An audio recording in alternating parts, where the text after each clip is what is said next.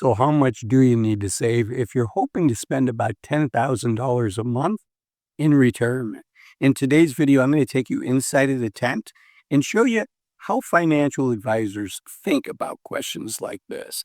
I'm going to use a free online tool so that you can follow along as well. You can tweak things. If your number is 8,000 a month or 12,000 or 5,000 a month, you can tweak it for your situation as well.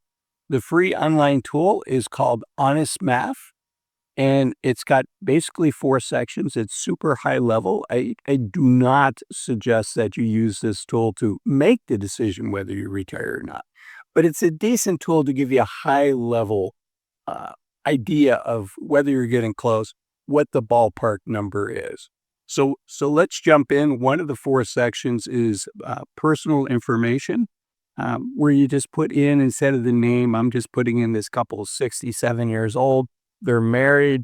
They want to spend about $10,000 a month. There's 67 years old again. Their Social Security is $3,000 a month, and this is basically what I'm going to put in. Why did I put in $3,000 a month? Well, the average Social Security check is just under $2,000 a month at $1,907. So I'm assuming one spouse is getting that average check. The other spouse is getting 50% of that. You can see here, if they had decided to take Social Security early, they would have, at 62, for instance, they would have gotten 70% of that benefit. So instead of $3,000 a month, they'd have $2,100 a month. At full retirement age, 67, they get 100% of it.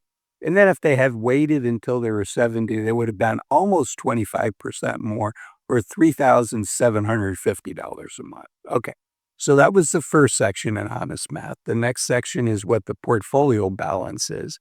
Now, many people would say, hey, Azul, at $10,000 a month, that is $120,000 a year. So the 4% rule would say they need $3 million. Well, I'm going to put in a different number, and I'll explain why in a minute. I'm going to assume that they have a balance. I don't know. The question is, how much do they need to have to retire? So I'm going to guesstimate that they're going to need $1.5 million. Full disclosure, I know I'm wrong on this before we even start. And the rest of this I'm going to leave to the default. So that's the portfolio section. That's the second section.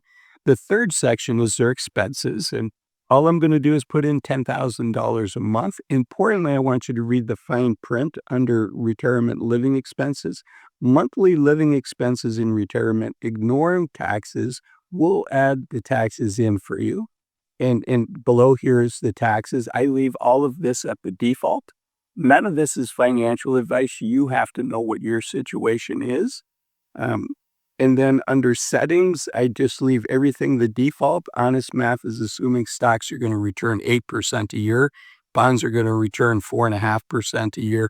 I'm putting in fat tails. If you remember that bell curve when we're in high school or college, it comes down pretty close to the x-axis. It kind of hugs the x-axis at both ends.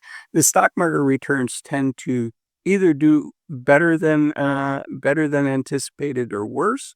So it has what's called fat tails. It doesn't have those really thin tails on either side. Okay, then I keep going and I click simulation. And with simulation here, this is that Monte Carlo that I told you about.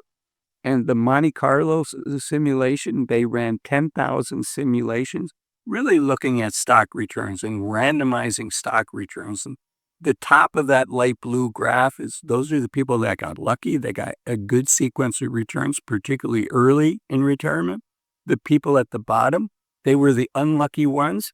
They were the ones that got a poor sequence of returns early in retirement when they had the most money. And then that dark blue line, that's the median. So you can see here the lucky people, they all returned with $1.5 million. The lucky people ended up at 90 with 800,000.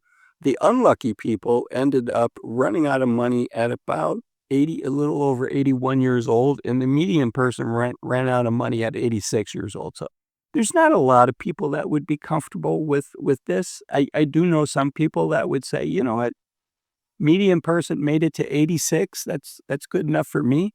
But Yeah, all of us have to make this decision on our own. So let's go back to the drawing board. Let's, instead of $1.5 million, let's say that they have $2 million. That's the only thing I'm changing. I'm just going back to the portfolio section. And in this section here, when I run simulate, Monte Carlo simulation, you can see the fortunate people, the lucky people, pass away with almost $4 million. The unlucky people make it to 88, and then the median person makes it to 90. Makes it to 90 with $1 million. Earlier, I said that the unlucky person passes away at 88. I shouldn't have said that. They run out of money at 88. This is probably what a 90% likelihood of success looks like, an 85% likelihood of success, somewhere in there. A lot of people would be comfortable with that. So what's the answer? Is it $2 million? Well, let's see. Let's say that we wait just a little bit longer to retire and we save $2.25 million, which could happen as soon as a year. It could end up taking 2, 3, 4 years though as well. And with $2.25 million, you can see here, this is probably a 95, 97, 98% likelihood of success.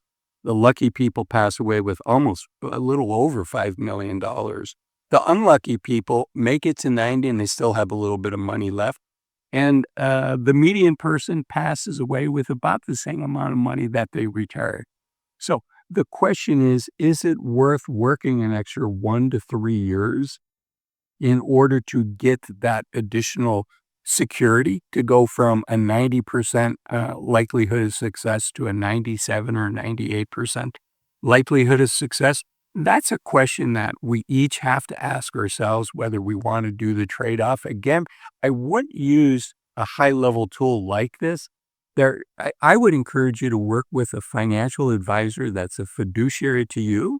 Now, I know a lot of people are never going to do that. They like to do it themselves.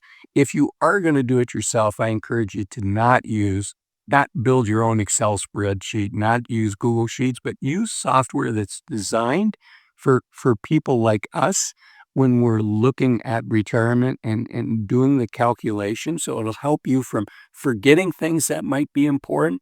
And it'll also help you from, if you make a mistake on those spreadsheets and you find out after you retire, oh my goodness, I forgot to include this, or there was a mistake in my Excel spreadsheet. That's a very painful price to pay. The software I like for people like us is called Boldin, Boldin. Used to be called New Retirement. You can click on the link up here for my referral link. This video is not sponsored by Boldin, but I am an affiliate. The software costs about $120 a year to use. They have a free 2-week trial, and if you sign up using my link, you'll be supporting the channel. Thank you. Okay, so the next question is that I want to go back to that. Do they retire with 2 million? Do they wait for 2.25 million? This is a really important decision for all of us. At some point, we have to ask ourselves, when is enough enough? And that's why I made this video up here, to help you with the decision on weighing the financial with the non-financial aspects. And it's why waiting to 65 to retire might be a big mistake. I'll see you in that video. Thanks for watching this one. Bye-bye.